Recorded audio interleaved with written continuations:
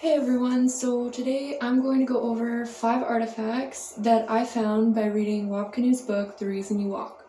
I'm going to go over the meaning of each artifact as well as the connection that they have with Wab Kinew's life. So let's get started. So the first artifact is eagle bone whistles. Eagle whistles were either made from the bones of a bald eagle or a golden eagle, and they were considered a sacred object and were used in the ceremonies that Wab Kinew attended. I actually have a picture of it here. I was unable to acquire one of these because eagles are now a protected species, but here's a photo of it. In the ceremonies, the eagle whistles represented power, balance, dignity, and grace.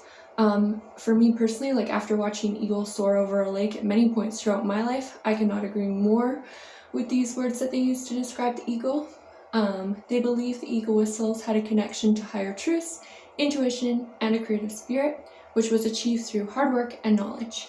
The Sundance ceremonies brought the Anishinaabe together as a band, and it was a ceremony that the Anishinaabe used to continue their traditions, something that was especially important to Wab Kinew.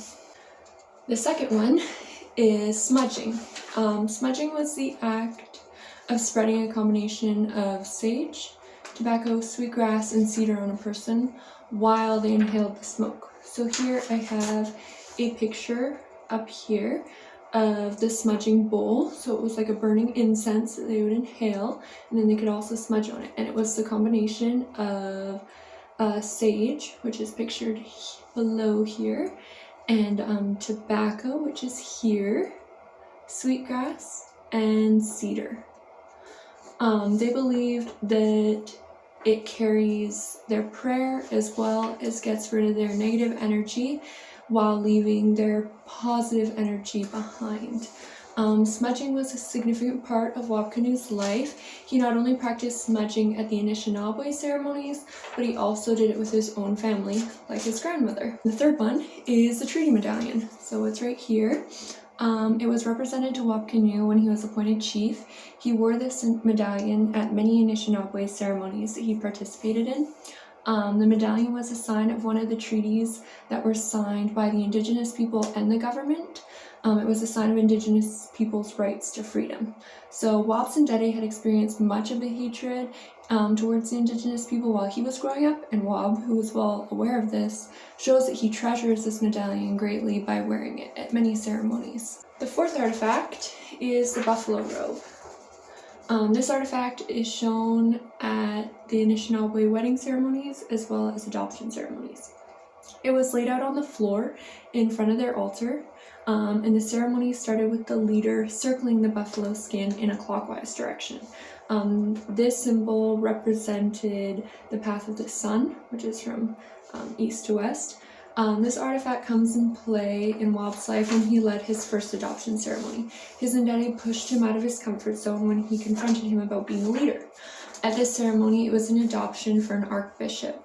Wab's Ndede always saw this archbishop as a brother and wanted to make it official. At first, Wab was a bit skeptical, but once he really realized the true meaning of why his Ndede adopted him, and not that it was just something to do for another white man, but a sincere act from his Ndede's heart, he agreed to do it. This is one instance of a true clear example of the forgiveness that the Anishinaabe have, despite all the things that happened to them. Last artifact is Wab Kinew's family. However, this is not an object artifact that I can show, but Wab treasured his family greatly. Almost everything he does centers around his Anishinaabe family. Wab's family has always been particularly important to him. He would fast and he would pray for them and for their future. He took care of all of his ill family members, like his Ndede, and he would take time out of his day to stop and visit with them. The Anishinaabe culture seems to be very remarkably close with all their family. It's hard to not admire their ability to forgive and move past disagreements in the family in order to keep a strong relationship. So that is 5 of many artifacts that I took from Wab Kinew's The Reason You Walk.